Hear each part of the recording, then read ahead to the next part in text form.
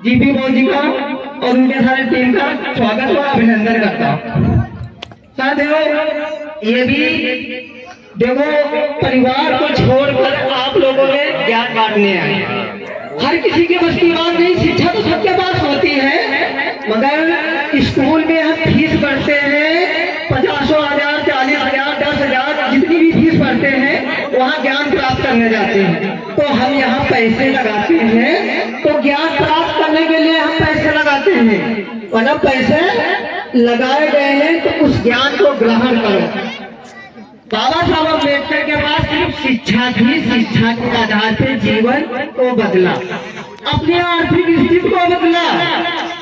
और मैं भी बात रखता हूँ, समाज में जन्मे सभी महापुरुष नमन करता हूँ। करुणा के सागर, दया के भंडार, समता समानता मैत्री मानवता श्री सदाचार प्राणी उपकार, सत्य अहिंसा बहुदलिता बहुजन सुधार और राज्य प्रज्ञा समाधि का पाठ पढ़ाकर विश्व को ज्ञान का दिया दिखाने वाले युग पुरुष, युग दृष्टा, युग प्रवर्तक महाकामी तथा विभूति के चरणों में मैं सुशील कुमार कोट कोट नमन करता हूँ।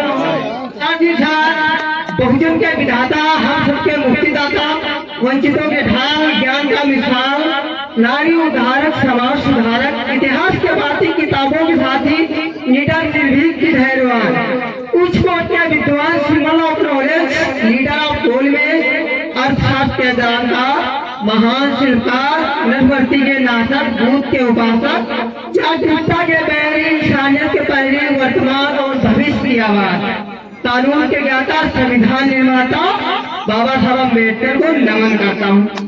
साथियों, इतने महापुरुष हैं, अगर हम नाम उनका गिनाएंगे तो काफी समय लग जाएगा। पर सीधा मोटे में बात करता हूँ, हम सभी से कहता हूँ कि आधी रोटी कम खाइए, पर बच्चों को स्कूल जरूर लेकर जाइए, क्योंकि उनके जीवन में शिक्षा उतनी जरूरी है जैसे कि हमारा अन्न है वो खाना से चलता है, और हमारा जीवन है वो शिक्षा से चलता है। बाबा साहब ने बहुत बड़ी मीरा झेल ली है, और उनके जीवन में इतनी सारी बाधाएं आई, पर उन्होंने संघर्ष करना नहीं छोड़ा। और साथियों, दूर दराज से चलकर सभी लोग यहाँ जो कथा सुनने आए हैं, सभी का आभार व्यक्त करता हूँ, क्योंकि सबके अंदर ये मंशा नहीं होती है कि कथा को वहाँ से सुनकर जाए। मैं आपको बताता हूँ, मैं भी आया हूँ तो लगभग 40 किलोमीटर चलकर मेरे अंदर एक समाज के प्रति प्यार है। लोग में यही कहता हूँ, मैं कहीं भी जाऊँ, बाबा साहब अम्बेडकर का मिशन आगे ना ले जाऊँ, पर इसे पीछे भी ना जाने दूँ। तो हमारे साथीगण और हमारे गाइड करते हैं, जो हमें प्रेरणा देते हैं, जिनसे मुझे सीख मिलती है, वो मंच पे उपस्थित नहीं है, बीएन भारती जी, उनके चरणों में श्रद्धा के समक्ष अर्पित करता हूँ। साथियों, बाबा साहब ने कहा था कि शिक्षा शरीर का दूध है कि जो पिएगा वो दहाड़ेगा।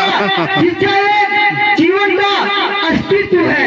अगर शिक्षा आपके जीवन में नहीं है तो आप छोटी से छोटी चमड़ी से हार जाओ।